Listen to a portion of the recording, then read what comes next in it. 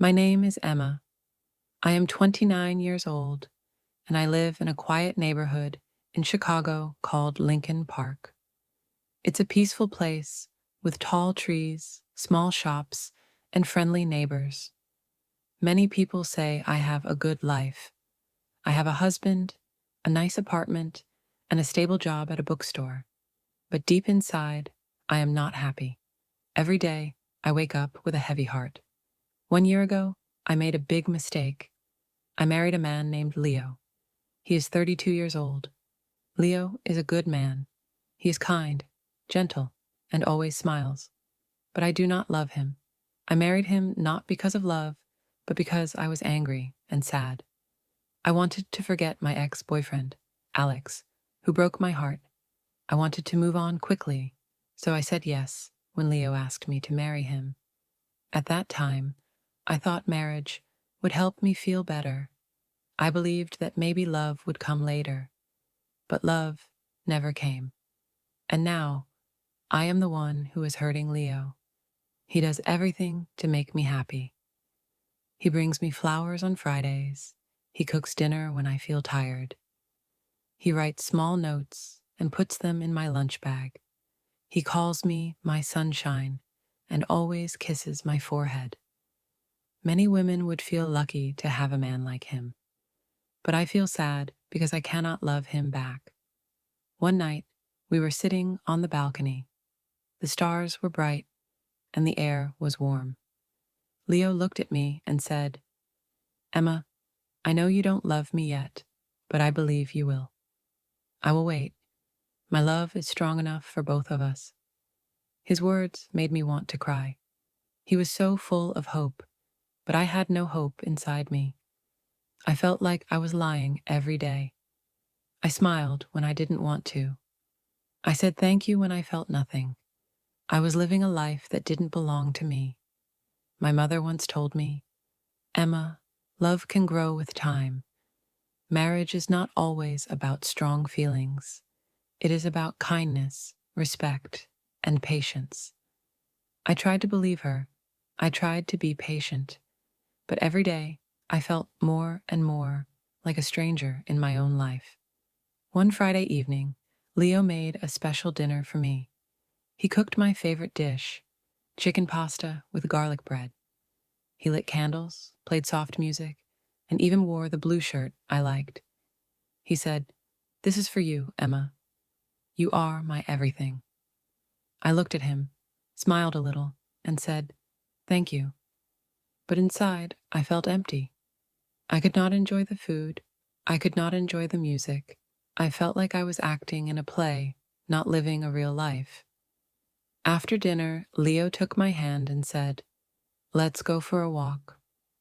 We walked to the small park near our apartment. There, under the old oak tree, where Leo had proposed to me 1 year ago, he smiled and said, "Remember this place? I told you I would love you forever." I looked at the tree, then at him. I wanted to scream, "I don't love you, Leo."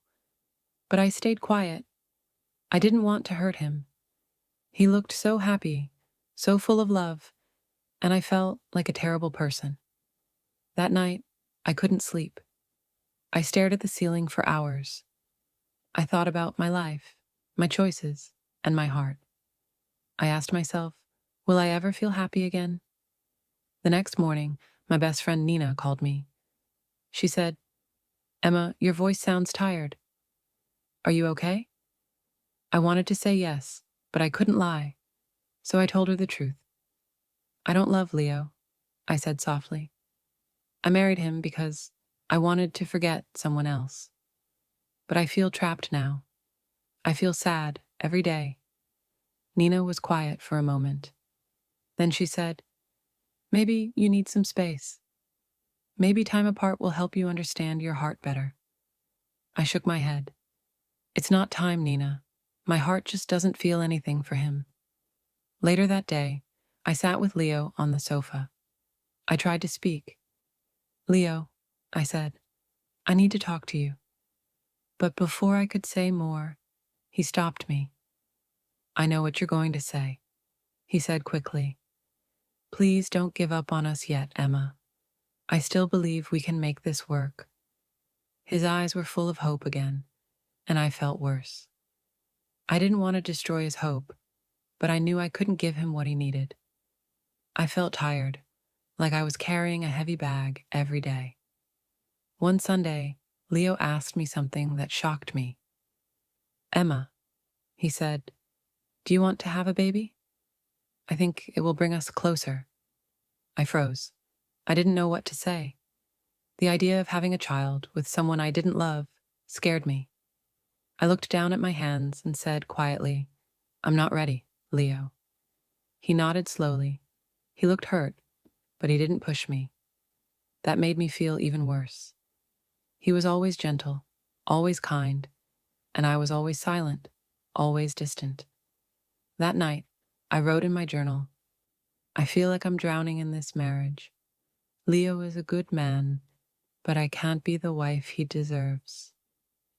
I also wrote, sometimes I want to leave, but I'm scared. What will people think? Will they say I am selfish?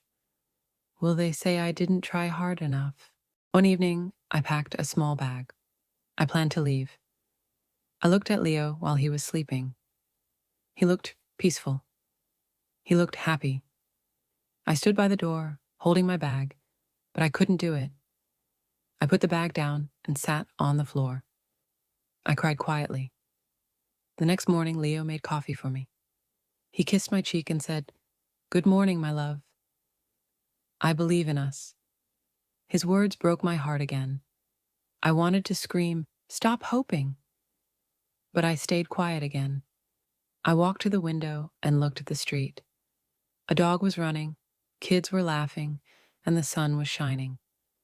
The world was moving, but inside, I felt stuck. I didn't know what to do. I didn't know how to fix my life. I only knew one thing. I couldn't live like this forever. Before I share the rest of my story, I want to ask you something. Where are you listening from? It gives me strength to know someone is hearing my words, someone who understands. Please tell me in the comments. I would really love to know. The days passed slowly. I woke up every morning, made breakfast, went to work at the bookstore, came home, and smiled for Leo.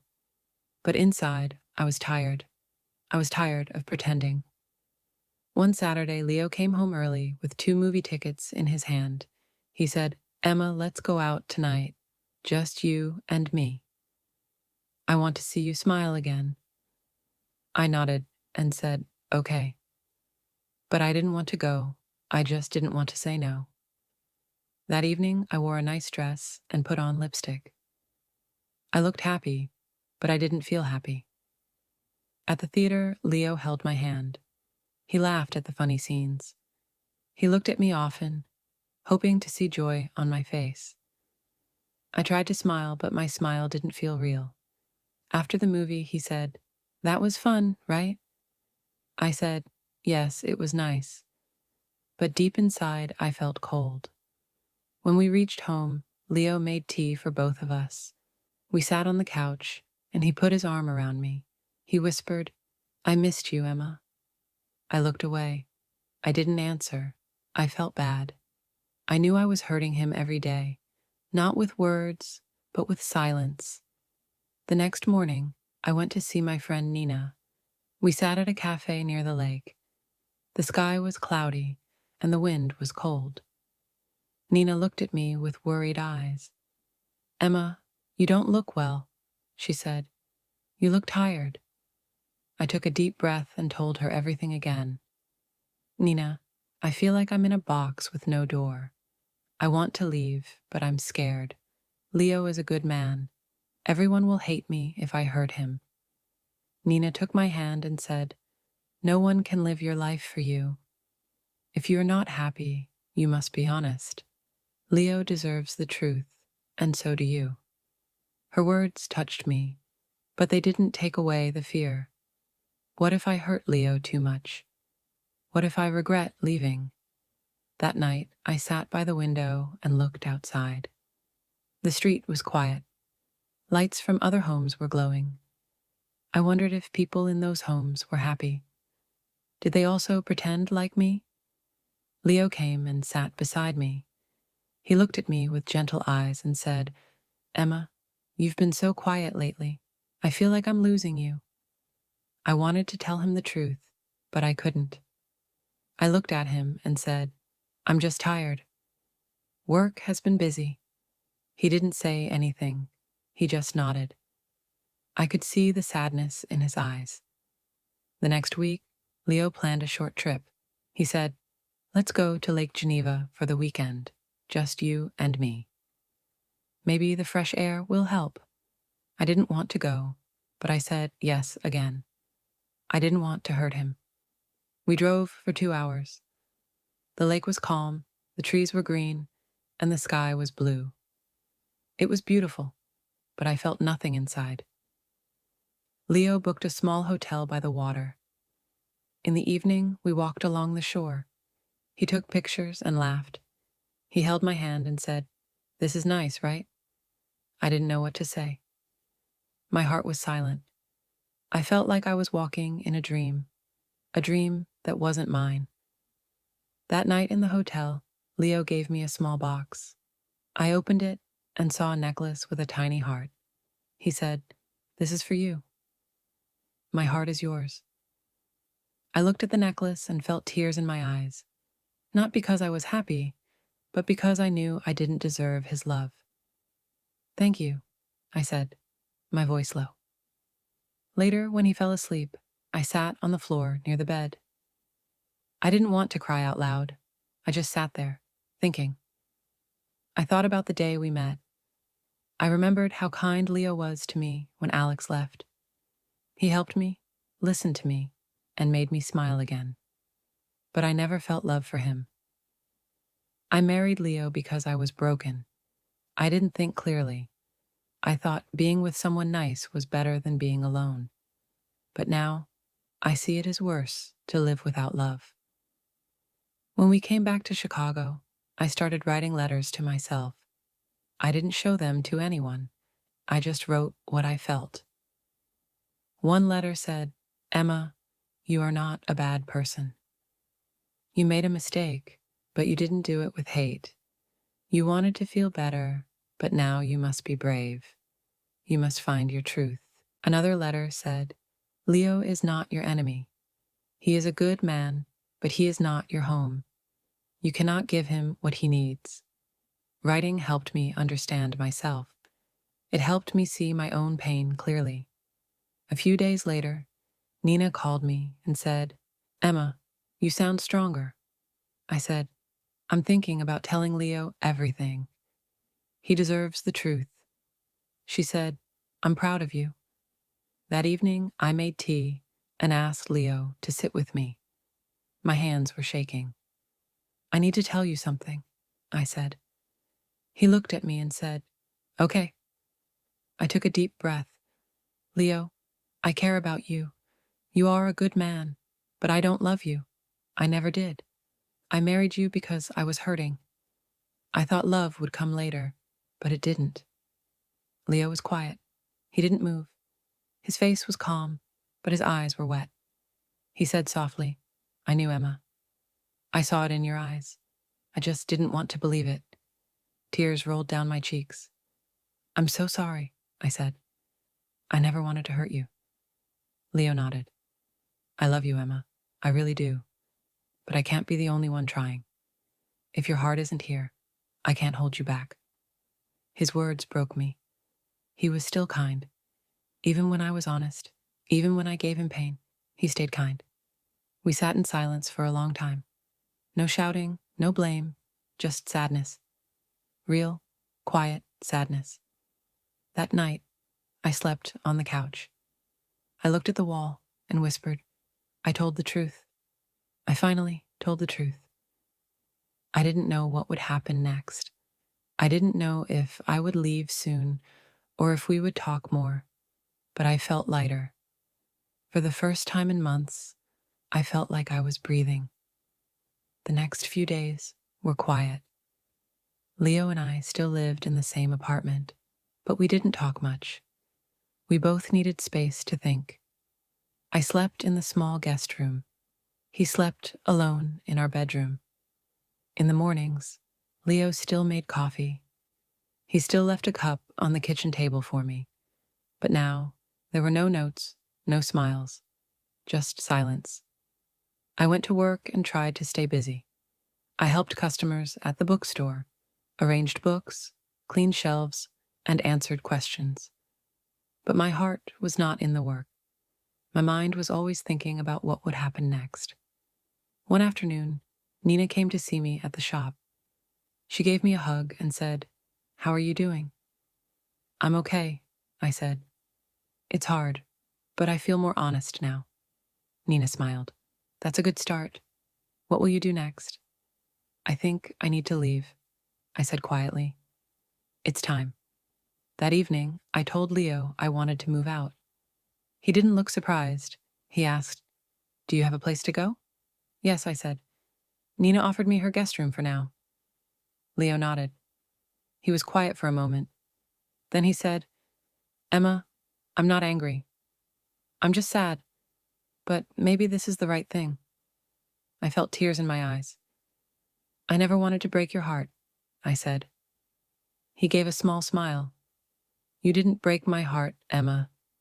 I gave it to you freely, even if you couldn't keep it. I don't regret loving you." His words were kind, but they made my heart ache. The next morning, I packed my clothes and a few books. I didn't take much. The apartment felt heavy with memories, even though we had only lived there for 1 year. I looked at the small things: his coffee mug, our wedding photo, the blanket we used while watching movies. Leo helped me carry my bag to the door. He said, "If you ever need anything, call me." I nodded. "Thank you for everything, Leo. You were always good to me." He looked at me one last time and said, "Take care, Emma." Then I walked out of the apartment. Nina was waiting in her car. She smiled and opened the door. "Let's go," she said. I sat beside her, and we drove away. I didn't look back. At Nina's apartment, I sat in the small guest room and cried. Not because I missed Leo, but because I felt so many things: guilt, sadness, fear, and also a little hope. For the first time, I had made a choice for myself. I had said the truth. I had taken a step forward. The days passed slowly. I stayed at Nina's place for a few weeks. I helped her with cooking, cleaned the dishes, and sometimes watched movies with her. She never pushed me to talk, but she was always there when I needed to cry. I started going for long walks by the lake. I watched people walking their dogs, riding bikes, and drinking coffee on benches. I liked watching life go on. It helped me feel calm. One day, I walked into a small cafe and saw a flyer for a creative writing class at the community center.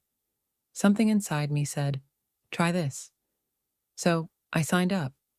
The class was small, just 8 people. We wrote stories and read them out loud. At first, I was shy, but slowly I started to enjoy it. I wrote about my feelings, my past, and my hopes. One evening after class, I wrote something in my notebook. I lost love before I even found it, but now I am finding myself. A few weeks That later, sentence I got a made me message from Leo. smile. He wrote, "Hi, Emma. I just wanted to say I hope you're doing well. I'm taking some time for myself, too. I've joined a cooking class. It helps me stay busy. No pressure to reply. Just wanted you to know I'm okay." I stared at the message for a while. Then I replied, "Hi, Leo. Thank you for your message. I'm glad you're doing okay. I'm in a writing class now. It's helping me too. Wishing you peace and happiness." We didn't talk again after that, but it felt good to say goodbye in a kind way. Months passed. I found a small studio apartment near the bookstore. It wasn't fancy, but it was mine. I painted the walls light yellow. I put flowers in the window. I hung a picture of the lake. Every morning, I made my own coffee. I sat at the window and watched the world outside. I felt lonely sometimes, yes, but I also felt free. I still thought about Leo. I hoped he would find someone who truly loved him. He deserved that. He gave love with an open heart. I hoped someone would do the same for him. One day, while cleaning my drawer, I found the heart necklace Leo gave me at the lake. I looked at it for a long time. Then, I placed it in a small box and wrote a note. Thank you for your kindness. I couldn't wear it, but I will never forget it. I left the box at Nina's place. She said she would return it to Leo for me. As the seasons changed, I changed too. I began to smile more. I made new friends in my writing class. I laughed again. I started to feel like me. One night, I looked in the mirror. I saw a woman with tired eyes but a soft smile. A woman who had been lost but was now walking her own path. I whispered to myself, it's not a perfect story, but it's mine. I am still learning, still growing. I don't know what the future holds, but I know one thing now. Never marry for the wrong reason. Never silence your heart. If someone out there feels like me, I want to say, you are not alone. It's okay to make mistakes. It's okay to start again. Be honest. Be brave. Your heart knows the truth. Thank you for listening to my story. It's not full of smiles and happy endings, but it's real. And sometimes, being real is the bravest thing we can be. If this story touched your heart, don't forget to like, comment, and share. More emotional and inspiring stories are coming soon.